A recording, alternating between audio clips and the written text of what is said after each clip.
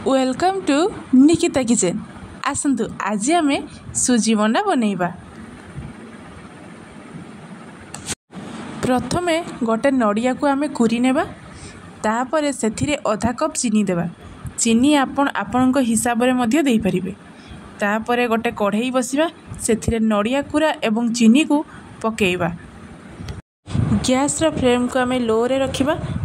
चीनी एवं नड़िया कुरा को कंटिन्यू एमिति गुड़े चलिबा। सेथिरे 3-4टी अलैचर गुंड पकेइबा। तापर सेमिति मध्य गुड़ाउथवा जेते पर्यंत चीनी मेल्ट न करिछि एवं चीनीर पानी गुड़िक भल भाव न सुखिछि। देखंतु एबे चीनी एवं नड़िया कुरार कलर चेंज हो गलानी। एबे हम चीनी नड़िया कुरार पूरा प्रस्तुत। ताकू गोटे प्लेट को काढ़ी आनिबा। तापर गोटे कढ़ई बसिबा, सेथिरे 2 गिना पानी नेबा। आपण चाहिए कप रे मध्य मेजरमेंट करी पकेई परिबे। तापर सेथिरे स्वाद अनुसार लूण एवं गोटे चामच रिफाइन तेल पकेइबा।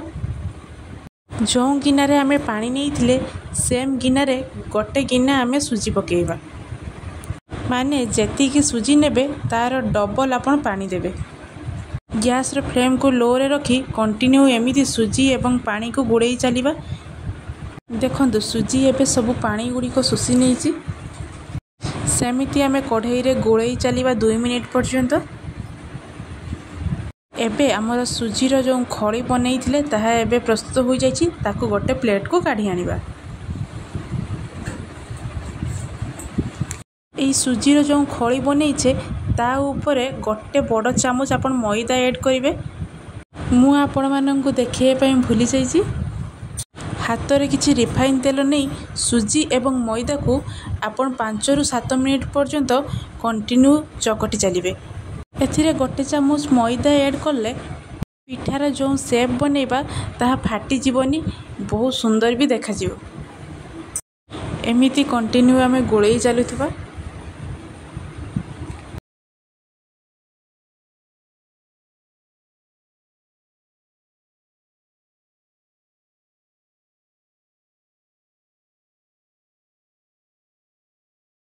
सुजीर खड़ीटी देखंतु केते सुंदर सॉफ्ट हो जाइछि। तापरे ताकू छोट छोट करी गोल करी नेबा।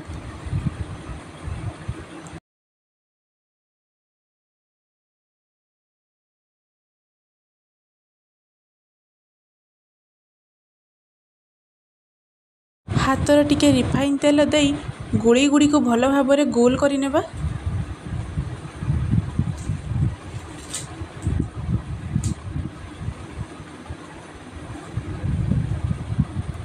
एबे सब गोली गुड़ी को आमे गोल करी नैछे। गोटे गुड़ा को आमे हाथ रे नेबा, ताकू भल भाव रे एमिति चापी देबा। आपण चाहिए ताकू बेलुनी साहाय्य रे बेली मध्य पारिबे, जेमिति गोटे पूरी रो शेप हेबो। तापरे ता मझी रे आमे बनाइथिबा पूरा को देबा एवं 2 साइड को जोड़ी देबा।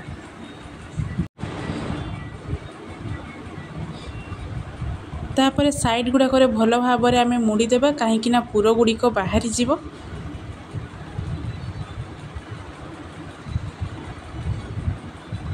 देखंतु केते सुंदर भावे पिठा गुड़िक प्रस्तुत होई गला। एमिति करी आमे सब पिठा बनेई नेबा।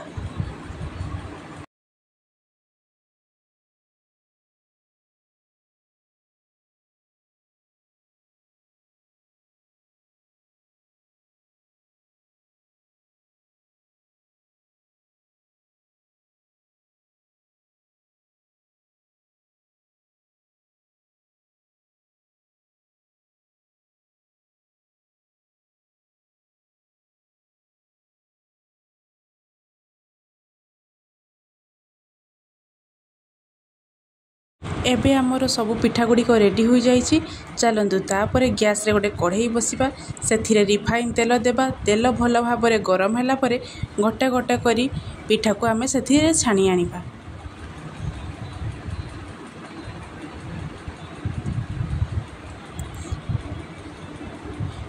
मझिरे मझिरे पिठा गुड़ी को आमे उलटाई देबा।